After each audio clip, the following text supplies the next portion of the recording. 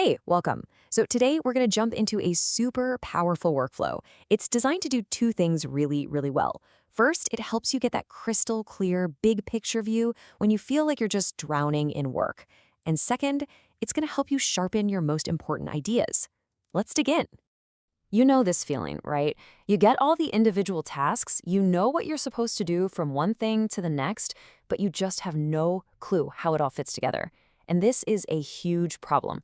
It's why we end up working on the wrong things, making decisions that don't quite land, and then getting totally blindsided when something unexpected happens. It's that super frustrating feeling of being lost in the weeds. So, how do we climb out of those weeds?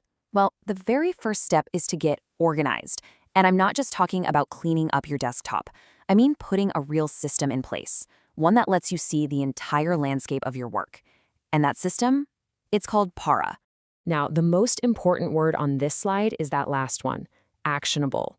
The Para method isn't about creating some perfect, pristine archive for your files that you never look at. No way. It's a living, breathing system designed to connect your information directly to the things you actually need to do. The whole thing is built on this really simple but kind of brilliant idea. Every single piece of information in your life, whether it's an email from a client, a random thought you jotted down, you name it, can be sorted into one of these four buckets. So let's break down what they are. First up, we've got projects. Pretty straightforward. These are the things you are actively working on right now. A project has a clear goal and, this is key, a deadline. It's not some vague hope, it's a specific effort, like getting that proposal done in 2 weeks or launching that new service. Next up are areas. Now these are your long-term responsibilities, the things that don't really have an end date. You can think of them as the different hats you wear, your role in sales, your ongoing responsibility for marketing. And here's the connection. You make progress in your areas by turning them into specific, bite-sized projects. Third is resources. This is basically your personal library, your knowledge bank. It's all the stuff you stumble across and think, hey, this could be useful someday. It could be anything. Market data, cool templates, notes on a competitor, anything that catches your eye. And finally, the archive. This is where stuff goes to retire once it's no longer active. Completed projects, old reference materials, past feedback, you get the idea. You're not deleting it, you're just moving it out of your main workspace. This clears out all the noise so you can focus on what actually matters today. Okay, so Para gives us that bird's eye view, that clarity. But what about the quality of the ideas inside those projects? I mean, a great organizational system is kind of useless if you're just organizing bad ideas. This is where our second tool comes in, the Socratic prompt. This right here represents a huge shift in how we should think about AI. Most of us use it like an agreeing machine, right? We go to it for help and it happily tells us our ideas are great. But what if we flipped the script? What if we turned it into a questioning partner, a tool that's built to challenge us and force us to think way, way deeper? And this quote just nails the problem.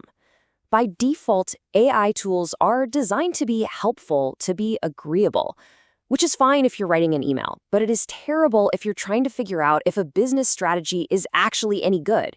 It's not going to tell you that your brilliant idea has a giant, fatal flaw. So the solution is something called a Socratic master prompt. You're basically giving the AI a whole new personality. You tell it, look, forget being my helpful assistant. For now, your job is to be a skeptical expert. Your only goal is to find every single weakness in this idea. And when you do this, the results are just incredible. The AI starts pointing out all these fragile assumptions you didn't even know you were making. It'll list the biggest risks. It will literally give you the strongest possible arguments against your own idea. It's like having a professional devil's advocate on your team 24/7. All right, this is where the magic happens. We've got our system for organization and we've got our tool for critical thinking. When we put them together, well, we get a brand new, seriously powerful workflow. And the workflow itself is so effective because it's so simple. Step 1, you use your Para system to get totally clear on what project you're focusing on. You gather all the files, you understand the context. Then, step 2, you take the core idea of that project and you throw it into the ring with the Socratic prompt. You validate it, you find its weaknesses, and you make it so much stronger. You see how these two work together? They're in perfect sync. Para gives you the clarity to know exactly what you should be working on, and the Socratic prompt gives you the depth and the confidence to know that your work is actually solid. It's that amazing combination of the big picture overview with deep, critical insight. When it comes down to it, this whole process isn't really about getting better answers from an AI. It's about learning to ask better questions.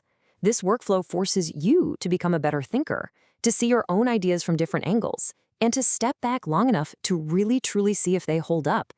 So I'll leave you with this question to chew on. Think about the most important project you have on your desk right now. Instead of just asking your AI for help, what is the toughest, most critical question you could possibly ask it? Because the answer to that question might just be what saves you from a huge mistake or leads you to a massive breakthrough. Thanks for joining me.